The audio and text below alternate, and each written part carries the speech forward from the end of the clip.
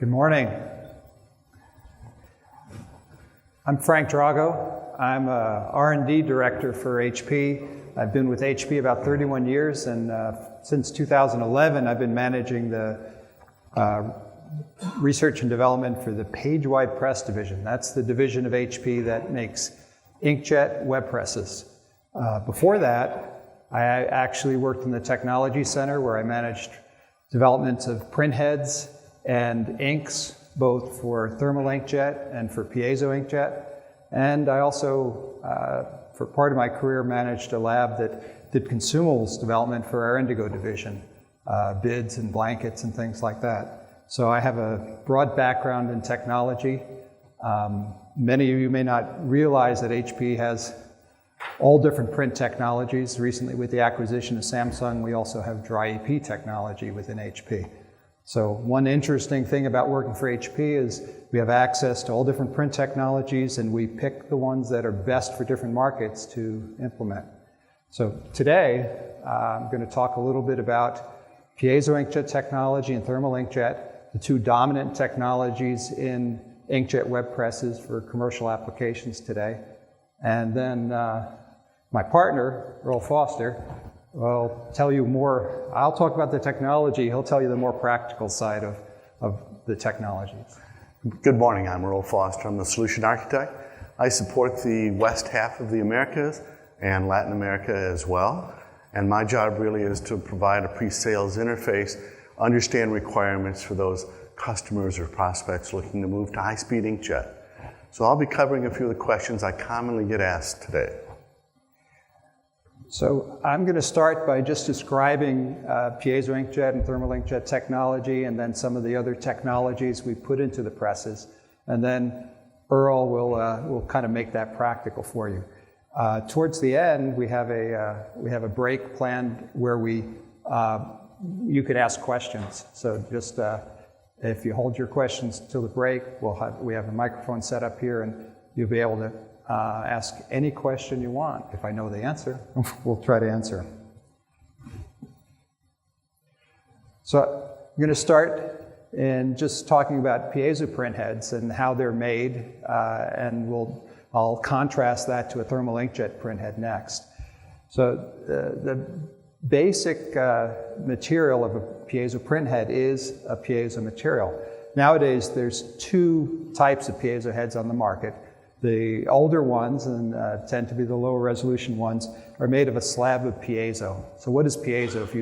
If you look it up in the dictionary, you'll see that it's a bimetallic substance that when you put a voltage across it, it actually can move. So you're probably familiar with piezo switches and things like that. They're all basically the same. And what this shows is an older style slab piezo, still currently in the market. And you can see that it's been machined to have channels in it. Those are the channels that the ink goes in. And on the left is one view, and then kind of a tops-down view is on the right. As they build the print head, what they do is basically put a second layer on top that has the ink channels in it. And that's where the ink goes in to refill the channels as the ink leaves the head. And that's just an illustration of the ink as it goes into the channels, and you can see that rectangle on the right is in essence a firing chamber. And then on the end is an orifice plate. The orifice plate, also called the nozzle plate, has a tiny hole in it, and those holes line up with these long channels of ink. And those holes are basically where the ink comes out. And let me show you a little animation that describes how the print head works. So these channels are also called actuators. They're called actuators because they move. Now in reality, they really just move a very small amount. They move a few microns. And the way you get them to move is by sending a voltage pulse to them. The reality is that piezo heads have very complex waveforms sent to them in order to properly form the drop coming out. And we'll show just a very simplification of it with just a simple wave going in and squeezing the ink out of the channel. Now, we've also kind of overemphasized how much it shifts, because it really shifts a very small amount, which is why there's a long channel to get enough pressure to move a little bit of ink out. But see from the animation on the right, we squeezed in, and then the ink droplets came out of the nozzles. That's basically how a piezo head works. Now, two characteristics of piezo heads. One is that they do need a large area to form for each nozzle in order to have enough movement to squeeze out a drop. And then if air gets in the head, air is compressible. So that little bit of squeezing just compresses the air instead of squeezing ink out. And that's why those of you who've owned a piezo printer have seen they typically have purge cycles when you start it up. And that purge is to kind of flush all that air out of the system. And then you have to keep air out while you're operating the head. Now, in contrast, this is an HP thermal inkjet print head. And this is our 4th generation of technology. And some of the key parts of this head, first, the base is a piece of silicon with a CMOS circuit on it. So CMOS circuitry is the same kind of technology that's used in camera sensors. So your smartphone or your digital SLR, you might have a 10 or 20 megapixel sensor, and if you've watched camera technology over the last 10 years, you know that they keep making more and more pixels, they pack in more and more transistors. We use that same kind of technology for the base circuitry of the print head. If you look at the print head, all of these parts I'm talking about are on these dies. It's a little slice of silicon. On top of that CMOS circuitry, we put what we call the TIDGE layers, the proprietary thin films that form our resistors. And in a moment, I'll show you the function of the resistor, but it functionally is the part that helps push out the ink. Above that is a firing chamber. The firing chamber here is much smaller. So all of the firing chamber is made out of by photolithography. So that's basically thin sheets of polymer that are put down. There's a mask and a laser that etches this, that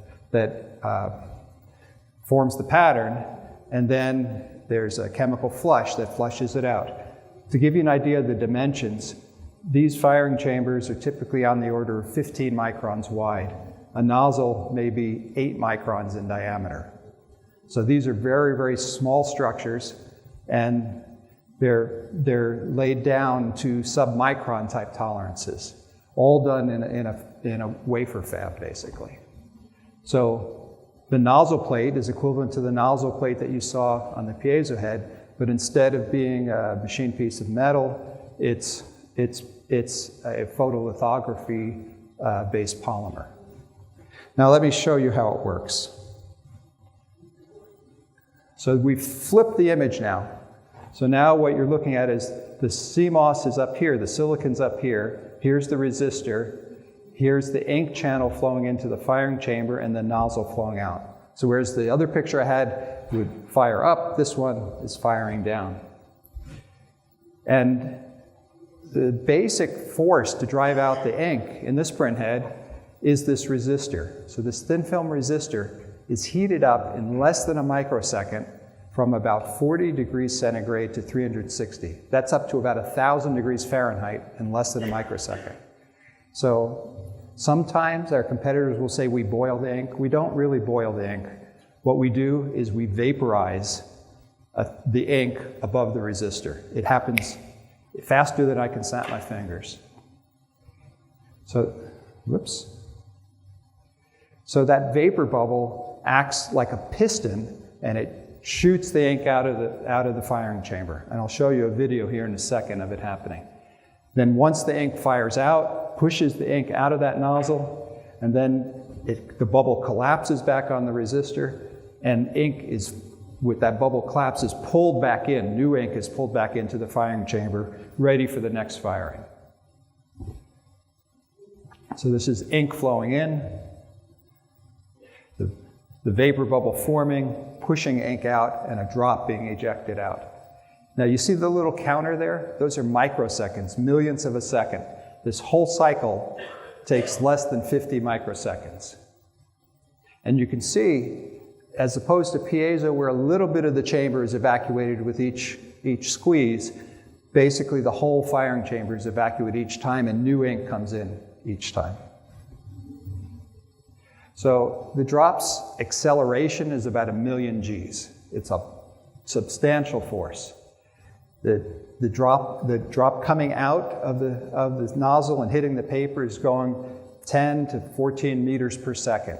The gap is about a millimeter, so it takes just a fraction of a second to get to the paper. And these nozzles can repeat the sequence up to about 24,000 times a second. And that's how we get the speed in the printing.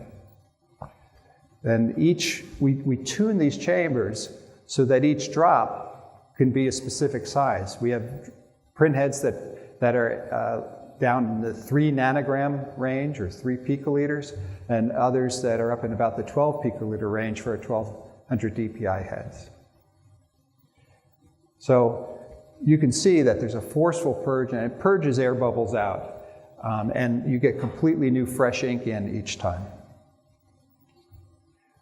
Now, the printhead technology is just one of the many technologies that we put into an inkjet press.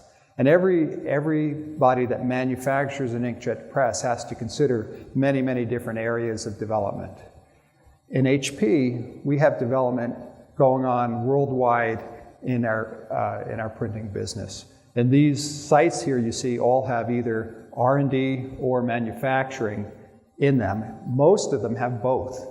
And the value of having both in one place is that we get a feedback loop very quickly. Our manufacturing engineers talk to our R&D engineers. We even rotate them between R&D and manufacturing so that the next time they develop a product, they know everything that didn't go perfectly in the manufacturing or the release of the product. And they build that improvement into the next cycle. Now, HP generates about 500 inkjet patents a year. And our current portfolio is over 10,000 patents that are active. So we have a giant amount of intellectual property in inkjet technology. It's in printhead technology, it's in ink technology, and also media technology. You might go out and talk to some of the solutions partners, some of the media vendors. Some of them will have a ColorPro sticker on their paper. That ColorPro technology is paper technology that HP developed and licensed to the industry so that all papers can work better with inkjet. And by the way, that works not only better with HP inkjet, it works better with our competitors' inkjet as well. And then we have what we call writing systems. That's an HP term, to be honest. Writing systems is really the integration of all the different parts of the press, of the ink and the print head, of the servicing algorithms, of the image processing. And the writing system engineers are responsible for making sure that the product that we deliver is reliable and has consistent high print quality. That's their job. Whether someone's designing an ink delivery system or they're designing a vision system to look at the print as it comes out for quality monitoring, or they're designing the algorithms that fire the print head the right way, the writing system engineers make sure all those things work and fine-tune them to get the final product out. We have our own image processing pipelines. So if you think about a high-speed web press, it could be going 1,000 feet a minute, paper printing on both sides at the same time. We have these little drops of ink coming down, hitting the paper within about 20 microns, and the data has to reach that print head at just the right time so it fires, just as the paper is going by at 1,000 feet per minute. Our imaging processing pipelines have to be real time from part of the pipeline that actually delivers the signal to the print heads. And then the software and firmware, and Earl will talk a little bit about different systems in the press, and you see how software really enhances the usability. So all this we call printing solutions. And printing solutions is really the key to you being successful with the press. And one other difference between piezo inkjet and thermal inkjet is piezo inkjet is made by a number of different manufacturers. Ricoh makes print heads, Dymatics makes print heads, Czar makes print heads, Panasonic makes print heads, just to name a few. They all use the basic technology I described, but there's different flavors of it. HP makes thermal inkjet print heads. We make them for consumer products, for office products, and for graphics and industrial products. We built more than $2 billion worth of fabs to build these products, and we sell more than 100 million print heads a year. The basic equipment that we bought to do that is the same equipment we need to make the industrial heads, where honestly you sell tens of thousands, maybe 100,000 a year, not hundreds of millions. But because we're amortizing that equipment in the consumer and the office space, we run a different recipe. We have an industrialized process. The heads last 1,000 or 10,000 times longer. They put more ink through at higher rates, but they run through the same expensive fab.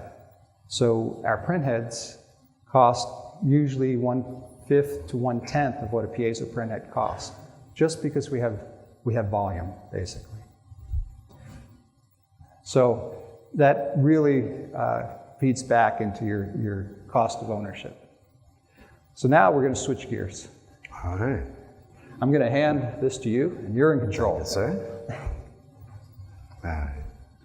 One of the favorite questions I get asked, all this technical talk at 2,400 nozzles, 4x, 8x redundancy, what does that mean to me? What value does that have? Well, what we've all seen in the past 10 years, a long, skinny streak on a print that's white. Maybe it goes the entire length of the magazine cover. Maybe it's part of it. In the past 10 years on somebody's press, show of hands, how many people have seen a jet out or a nozzle out? We've all seen it. How many people sold that? Went back in the wastebasket, right? So what our nozzle redundancy is all about is eliminating that problem. If you think about 2,400 nozzles per inch, and then you think about a 20-inch press, we've got over 250,000 nozzles just hanging out, waiting for something to do. In the 20-inch press, we've got 4 times as many large nozzles as we need. We've got 4 times as many small nozzles as we need. And the computer randomly fires these nozzles. And in randomly firing those, they never end up with a single white streak, even if one of those is bad. And in the 40-inch press, which has more than twice, it's got 8x redundancy. We can actually have 8 times, so even if one were to misfire, and you need a magnifying glass to see that, the other 7 behind it randomly firing are going to eliminate what was the jet out. It's a thing of the past. It's a visual defect. The only way you can have it happen on us is to crash the heads with some kind of event in a typical web press run. What I do want to say here is that that's kind of unique to our HP design, this 4x, 8x redundancy, because the other piezos are larger mechanical designs with moving parts. They actually have 1 or 2 times redundancy. So you're going to continue to see these around in the industry. We think we've got it beaten in our end, and our answer to that, you'll still continue to see these and some others. I get questions often about our front end, our digital front end, and our print server. Hey, how long do I have to wait at this monster press? Well, you don't wait any time. The time as a press operator, I hit the submit button. The time the press takes about 20 to 30 seconds to get up to 100 feet per minute. It's on its way to 500, but I can do a print on ramp, start printing at 100. And with the high-speed digital front ends that we typically have one job that's done, it's on the winder, one job that's in the press running at 500 feet, and another job queued, buffered in the actual CPU. And in your lower right there is a picture of the new press side server rack that actually has some environmental controls and lets you stick it in the dirty press environment to kind of move forward. Another common question I get is about our servers. We have a term on our brochure called scalable DFE technology. Does that mean I bring in some little knee-high server you can put your sandwiches and crumpets on and tea? No, that's not our deal at all. When HP shows up, we show up with a 6-foot-tall rack of servers. How full that rack is depends on your requirements as a customer. If your requirements are full VDP on every job running at 1,000 feet per minute, that rack is going to be stuffed with servers and may even have 2 racks of servers. On the other hand, for the guy who's only running at 400 feet a minute, he's got 20-inch, maybe he's doing commercial or book publishing, he can save a lot of money, bring some value back in-house, hold on to a lower end RIP, like a level 4 RIP out of 10, and he can save some money. And you know what? In 2 or 3 years, if he wants to add some more servers in there, pizza boxes we call them, he can add some more servers in there. And he can meet his customers' needs at that point in time. Does the press need to stop between jobs? Absolutely not. None of our presses need to stop between jobs. We run a high-speed, high-productivity environment for you, the benefit, and this allows you to run jobs butt to butt. Now that may or may not be to your finishing likes, because some finishers, even the new dynamic finishers that can read 2D barcodes, they may need 2 to 5 frames of barcode space to get the cutters from 8-inch to 8.5 inch. Or you may want a banner page that tells the bindery folks end of book or beginning of book as we kind of go through. So we have the versatility of the imposition tool that allows you to put banner pages, front or back, trailer pages, or 2D barcodes that smart, intelligent inserters or dynamic perforators can read as we kind of go through it in what we believe is a great solution for both versatility and productivity. How do I know when print heads are going to be replaced? Well, there's several tools I can do this with. How do I know when a quality control problem is evident? Well, if I'm just starting out in the morning as a press operator, got a brand new job, brand new stock, I'm going to run a couple tests. And one of the tests I'll be running is going to be a linearization on the paper and a color calibration. And if I look on my screen here, I'm going to see some quality bar results. And then if my day is going great, these are all green. I'm ready to have a cup of coffee. But in this case, one of them is yellow, which means I have a concern. I change interfaces. I look at my print head health in the GUI for my press operator. And in this case, I can see all of side 2 is green, but side 1 has got a couple of reds and a yellow. So this takes a little more investigation. I may take nothing more than do a maintenance cycle with a print wipe. We don't do purges, we don't do purge sheets, but I can initiate a wipe of that print head, and that may clear up the situation. If I continue to go to live production, one of the other tools I have for live production is kind of unique to HP. It's called Quick Vision. What Quick Vision does, it takes a raster data, puts it up on the second monitor. It's the ripped raster data, and then takes the plotted output from the printer and overlays it. And if there's a discrepancy anywhere, we actually have some red lines. So you see above here, there's some red lines alerting me as a press operator that this live job has got QC issues. I'm going to want to zoom in on this. I got some zoom tools there. I can zoom in and look at pixel level detail.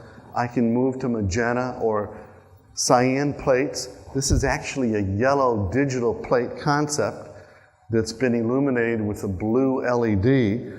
On the left of your screen, you'll actually see the cameras at the bottom of the output, the LEDs over them. And why are we doing lighting on a yellow screen? Well, if I gave a pressman a yellow line that wasn't a yellow line, he'd never see it, no matter how good his eyes are. So we illuminate the yellow with the blue to make it black and white so everybody as a press operator can see the defects that are apparent as we kind of move through cyan, magenta, yellow, and black in our press operator. So the Quick Vision is a unique tool that we have that's going to alert the press operator to concerns for the job that's running. I then take some action. I might zoom in, I might do a wipe. I make a decision whether I stop the job or whether I continue and move forward. And if I were to ask, does it take a printhead 4 hours to change a printhead? Well, it could take 4 hours, and if I have a piezoelectric, I'm down, and I'm not going to be up until tomorrow. He shows up with a new printhead. He's a service tech typically, and that service tech is going to take anywhere to 4 to 6 hours. We're going to run some purge, we're going to do some alignments, and I'm down for a long period of time. And unlike that in our world, a salesman can actually replace a printhead. I know that's hard to believe. Take a step back. I know there's some salesmen in the audience, but it's really a 2 or 3 minute process. As a press operator, I decharge that. The press tells me the color, the location, which print bar it is, and then I actually come in, push the button, and it's about a 2 minute process. I pull the printhead out, put the new printhead in.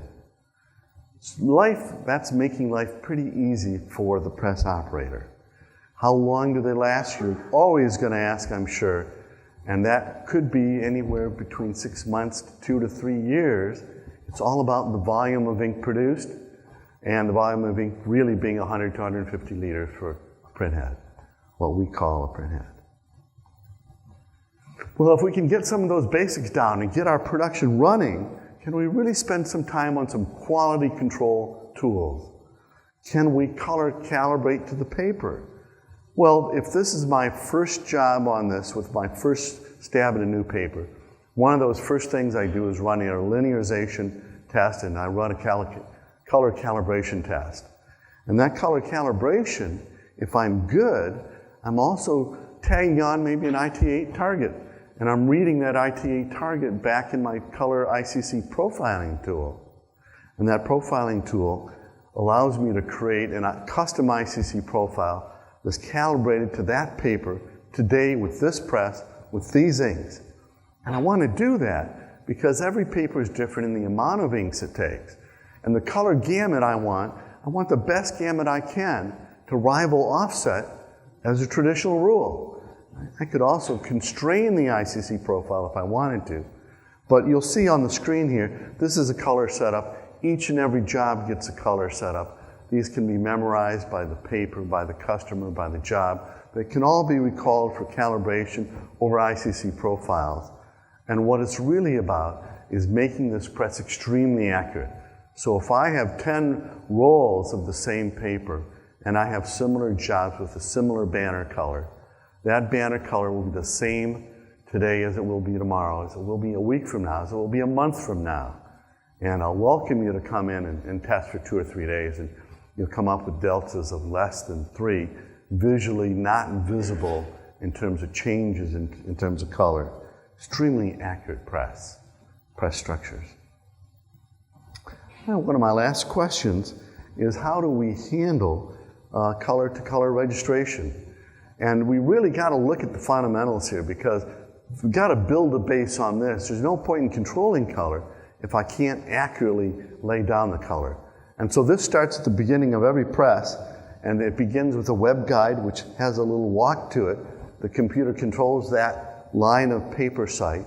The actual press has got edge sensors, it's got optical encoders, and then it also has top-of-form sensors. All of these combine to give alignment on the fly for the press operator. So the press operator doesn't need big, strong arms and a monkey wrench and some grease to get the press aligned. We just do some buttons. Millennial-friendly kind of press, both for males and females. Everywhere we go, we have press operators of both genders, and making the press a little easier to operate for the new millennial generation of press operators. Now, I've given you a lot of answers and a lot of questions. Does anyone have a question for me before I turn this back over to Frank, who kind of started this discussion about piezo versus thermal? Any questions? Frank, I put him to sleep for you. I'm sorry. All right, well, I'll hand it back to Frank officially. All right. So really what it comes down to is which is better. And I'm not going to give you a yes-no answer. Because really what it comes down to is the system you put together. The base technology is the starting point, and then you really have to put a system around it to determine which is a better press. And the printhead and press system has many, many factors in there you want to consider. There's productivity, and Earl talked about a lot of the tools we put in the press to enhance productivity. One he didn't talk about is things like multi-roll printing. So we have auto splicers available for every one of our presses that allow you to print roll after roll without stopping the press and changing the roll, for instance. Quality, we've spoken to some aspects of quality, like consistency of quality with the redundancy and the way we manage color. There's the cost of the equipment and the operation going into your total cost of operation, the reliability, the waste, obviously, and then how maintainable is the press? What do you need to do to start it up every day and stop at night? What's the routine maintenance? Another factor is versatility in print media. So how many papers can you put in where you'll get that consistent quality of output? And these are areas that actually differentiate thermal inkjet and piezo inkjet to some extent. And then how well your investment keeps its value. One of the things we didn't talk about is the way we build presses to be upgradable. If you think about it, the digital press has a big mechanical portion, moving the paper, right? And then it has a digital portion. There's print heads, there's imaging pipelines, there's rips and servers. We build our presses so that all the digital parts can be upgraded and you don't have to replace the big mechanical assembly. So our first presses came out in 2008. The very, very first press we sold has been upgraded 3 times by the customer between 2008 and now. They keep buying the latest technology. So that 400 foot per minute press is now 1,000 foot per minute press. It prints at higher resolution with higher quality on a wider range of media because we've changed printhead and ink technology a couple of times since that initial installation. Our competitors tend to build presses that once the lease is over, they want to sell you a new one. Pull that one out and bring in a new one. We try to build it so it's upgradable. Now, thermal inkjet has some benefits for reliability. We talked about the high nozzle density, the high printing resolution. We showed you small nozzles and big nozzles. The effect of that is to give you multi-level color. So we can put a combination of 8 different ways of putting drops down in a single pixel to give you different gray levels. And we built these presses to print at very high speeds. We use pigmented inks and a bonding agent. The bonding agent makes uncoated papers all look very, very good. Very little variability across the range of uncoated offset papers. We use priming agents for coated papers, again, to allow you to take a standard offset coated paper and print on it. Not just 1 or 2, but literally hundreds of different offset papers you can print on when you put a priming agent down. So we end up with durable and economical solutions for you on a wide range of papers. And we even have a media guide out on the web where we've tested different papers and we give you the starting conditions to run your press on those papers. And then we have easy to use consumables. This printhead literally latches in and out similar to a consumer printhead. It even has a little handle on it, make it easy to pull in and out. Doesn't require a service call, or in the case of some competitive products where they've made them user replaceable, they have very, very complicated servo systems for alignment and things like that. It's just put the printhead in. If the alignment isn't perfect, you hit a calibration, runs a plot, and it recalibrates it for you. And so, as we'll talk about piezo in a second, this print head will wear out, just as a piezo print head will wear out. The piezo elements take longer to wear out than a thermal inkjet resistor takes to wear out. But as I mentioned, this head costs about 1/10 as much as a piezo head, and it's easy to replace. So when you look at the total cost, the amortized cost of our systems is typically the same or less than a piezo system. And by the way, wear out isn't the only reason you might have to replace a print head. Every once in a while, you get a paper coming by, a splice will scratch a head or something like that. Think about taking out a head that costs 10 times as much because of that accident. Now, piezo inkjet. Now, I mentioned I developed piezo inkjet, and we use piezo inkjet in some of our products, especially some of our sign and display products. The reason we use it in those products is because we wanted to use UV inks to print on a wide range of non-porous substrates. Piezo does a better job printing with UV inks than thermal inkjet. Piezo does a better job printing with solvent inks than thermal inkjet. So if you want to make a solvent printer or UV printer, pick a piezo print head. If you want to make a water-based ink printer, then especially if you're printing on paper-like substrates, then thermal inkjet is the preferred one. So piezo has a place in the market, has a good place. In our estimation, when you take everything into account, we believe for this market, for publishing, for direct mail, for general commercial printing on paper-like substrates, that thermal inkjet is going to be the best technology for web press. So we've developed a long line of products, all based on this print head.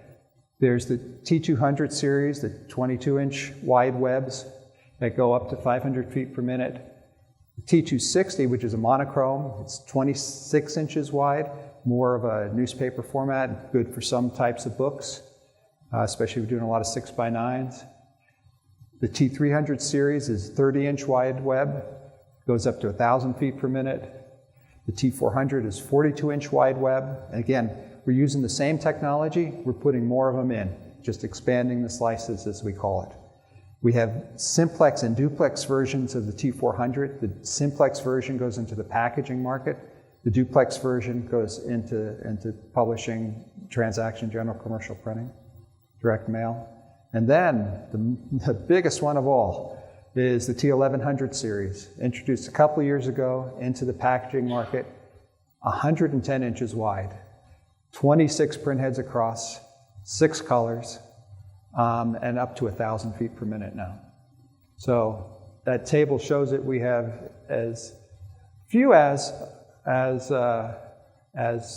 48 and as many as 312 print heads in one press. We have the smaller presses go up to 500 feet a minute, about 150 meters per minute, and the larger presses go up to 1,000 feet per minute, about 305 meters per minute. We have monochrome and color versions of most of the presses.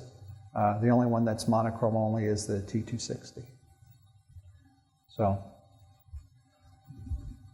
thank you for listening. That's it.